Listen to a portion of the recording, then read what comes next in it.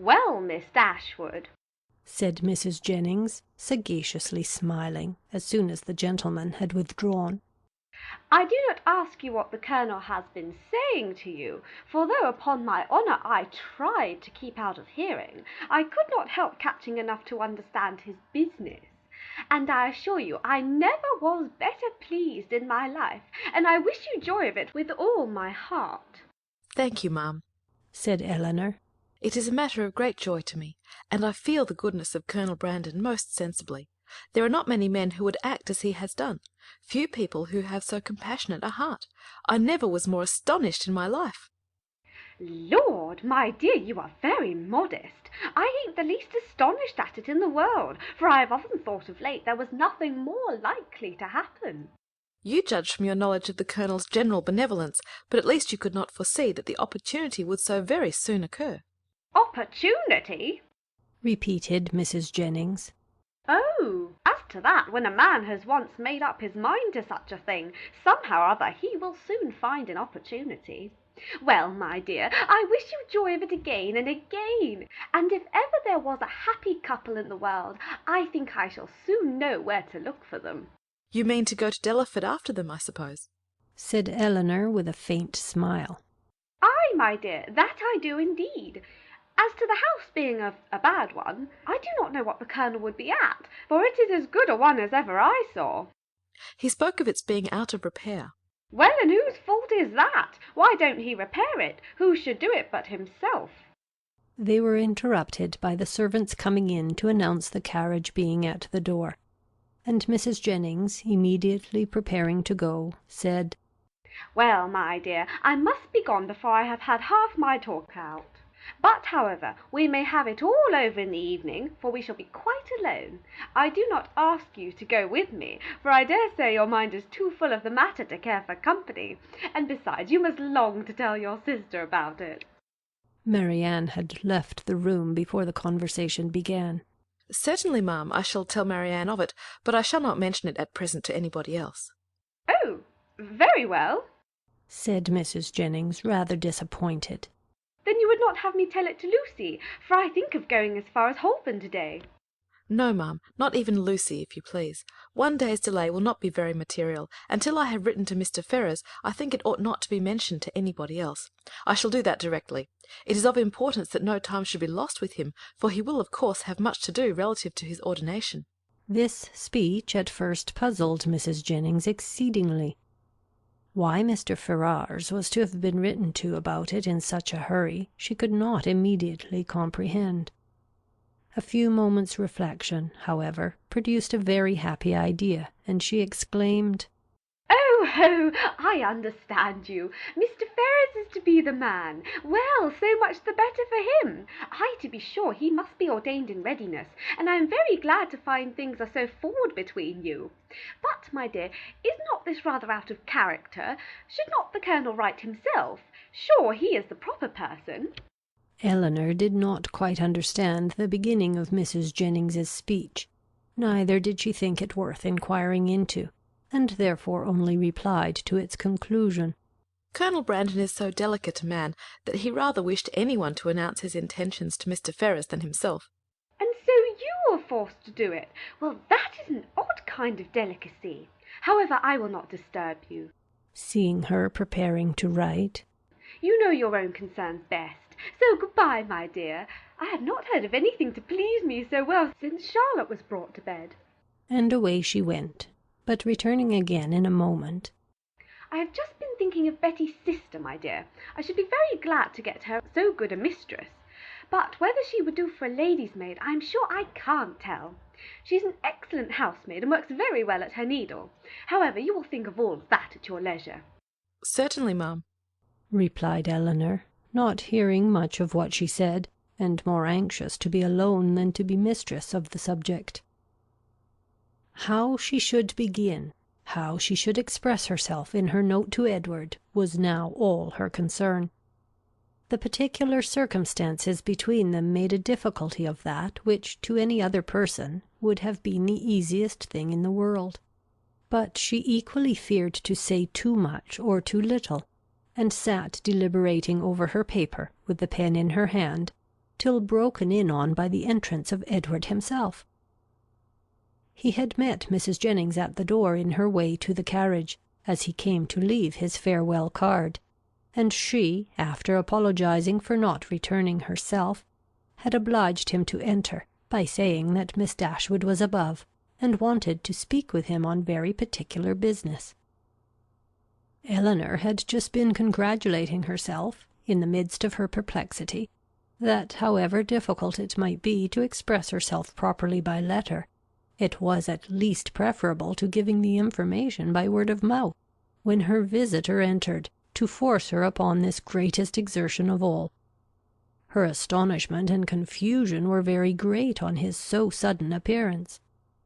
She had not seen him before since his engagement became public, and therefore not since his knowing her to be acquainted with it, which, with the consciousness of what she had been thinking of, and what she had to tell him, made her feel particularly uncomfortable for some minutes. He too was much distressed, and they sat down together in a most promising state of embarrassment.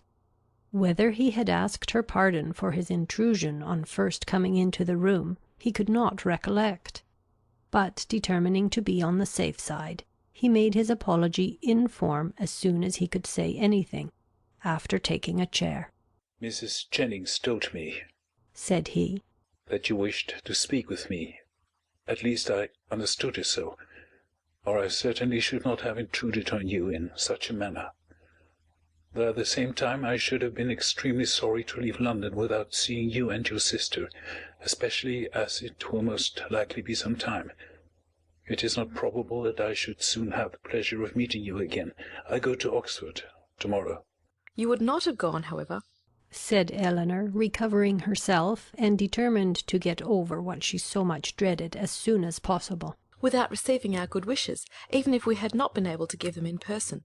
Mrs. Jennings was quite right in what she said. I have something of consequence to inform you of, which I was on the point of communicating by paper. I am charged with a most agreeable office.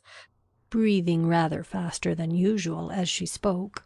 Colonel Brandon, who was here only 10 minutes ago, has desired me to say that, understanding you mean to take orders, he has great pleasure in offering you the living of Delaford, now just vacant, and only wishes it was more valuable. Allow me to congratulate you on having so respectable and well-judging a friend, and to join in his wish that the living, it is about 200 a year, were much more considerable, and such as might better enable you to, as might be more than a temporary accommodation to yourself, such, in short, as might establish all your views of happiness. What Edward felt, as he could not say it himself, it cannot be expected that any one else should say for him.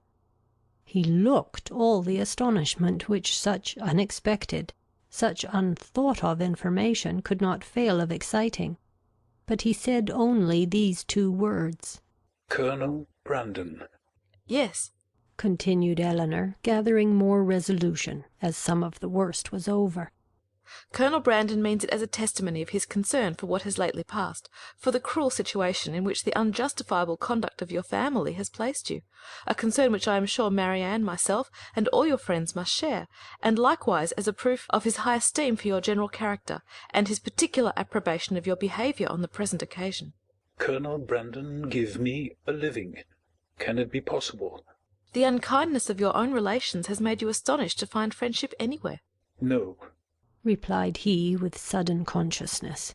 not to find it in you, for I cannot be ignorant that to you, to your goodness, I owe it all. I feel it. I would express it if I could, but as you well know, I am no orator." You are very much mistaken. I do assure you that you owe it entirely, at least almost entirely, to your own merit, and Colonel Brandon's discernment of it. I have had no hand in it. I did not even know, till I understood his design, that the living was vacant, nor had it ever occurred to me that he might have had such a living in his gift. As a friend of mine, of my family, he may, perhaps, indeed I know he has, still greater pleasure in bestowing it, but upon my word you owe nothing to my solicitation. Truth obliged her to acknowledge some small share in the action, but she was at the same time so unwilling to appear as the benefactress of Edward, that she acknowledged it with hesitation, which probably contributed to fix that suspicion in his mind which had recently entered it. For a short time he sat deep in thought, after Eleanor had ceased to speak. At last, and as if it were rather an effort, he said, "Colonel Brandon seems a man of great worth and respectability. I have always heard him spoken of as such, and your brother, I know, esteems him highly. He is undoubtedly a sensible man, and in his manners perfectly the gentleman." "Indeed," replied Eleanor. "I believe you will find him on further acquaintance all that you have heard him to be, and as you will be such very near neighbours, for I understand the parsonage is almost close to the mansion house, it is particularly important that he should be all this." Edward made no answer, but when she had turned away her head, gave her a look so serious, so earnest, so uncheerful, as seemed to say that he might hereafter wish the distance between the parsonage and the mansion house much greater. "Colonel Brandon, I think, lodges in St. James Street," said he, soon afterwards, rising from his chair. Eleanor told him the number of the house. "I must hurry away, then, to give him those thanks which you will not allow me to give you, to assure him that he has made me an exceedingly happy man." Eleanor did not offer to detain him, and they parted, with a very earnest assurance on her side of her unceasing good wishes for his happiness in every change of situation that might befall him; on his, with rather an attempt to return the same goodwill than the power of expressing it. "When I see him again," said Eleanor to herself as the door shut him out, "I shall see him the husband of Lucy." and with this pleasing anticipation she sat down to reconsider the past, recall the words and endeavour to comprehend all the feelings of Edward, and of course to reflect on her own with discontent.